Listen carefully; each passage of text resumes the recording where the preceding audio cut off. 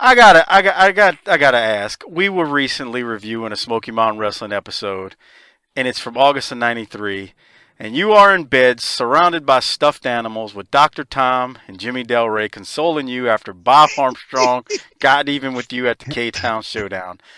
I gotta know, how many takes did those scenes take? Because I know there's about three or four of them with Jimmy Del Rey right there playing with the stuffed animals and acting like a complete clown as you cut promos on Bullet Bob. I mean, how long did this had to take a long time.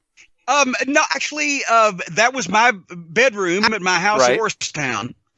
I didn't usually keep that many stuffed animals right around me in bed, but that was my ex's collection. And our cameraman from Tennessee Production Center, I think it was Kevin Johnson at that point in time, it came up with the camera, and we did it in about an hour, all at four of them, counting in between when I would talk to the boys about, okay, this will be the following week, or check my notes or whatever. What it was obviously Bob Armstrong had gotten even with me. Right. And you know, we had done the money back guarantee stipulation where if he did not send me to the same hospital in the same ambulance that I sent him to back in May at the Volunteer Slam, he would refund the money of every man, woman, and child who bought a ticket to see the match in the Knoxville Civic Coliseum.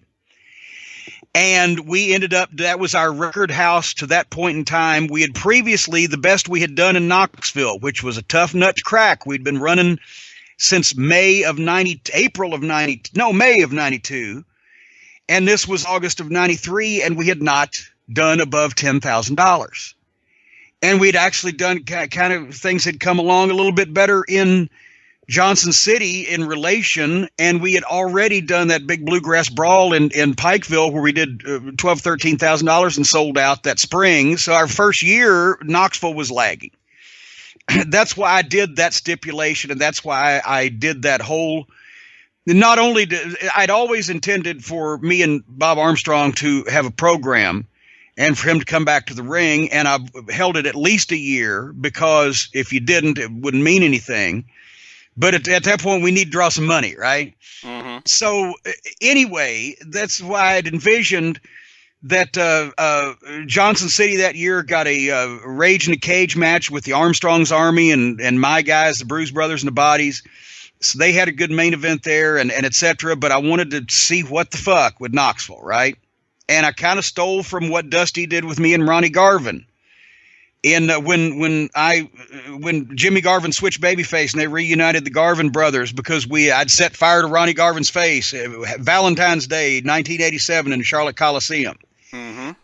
Then I go to Hawaii on my honeymoon, my first marriage, and I come back and find out I'm booked in Charlotte in a cage with Ronnie Garvin in a single match. I'm like, fuck. But I pumped it and worked it and did the whole thing, and it ended up drawing. So anyway, we ended up doing $18,000, almost double our previous house, and closing in on 2,700 to 2,800 people, something like that, at our ticket prices back then. So we got them.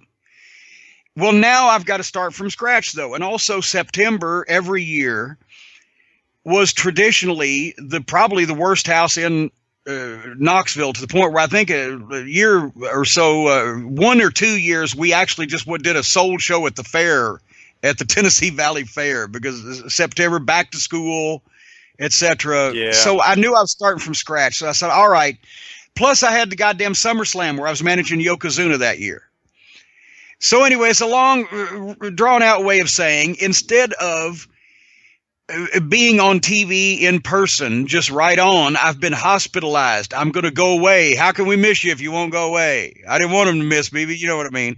Yeah, yeah. And I just did the pre-tapes and skipped a whole taping on camera, and that way, and then that's when I brought in Terry Funk for the first time, because I thought, well, this isn't going to draw, even with Terry, because it's September, but then I will start the next chapter in this thing. And of course, then by the following summer, the Night of Legends, the Funk Brothers were in the main event, and we did our record house of 40 grand. We doubled it.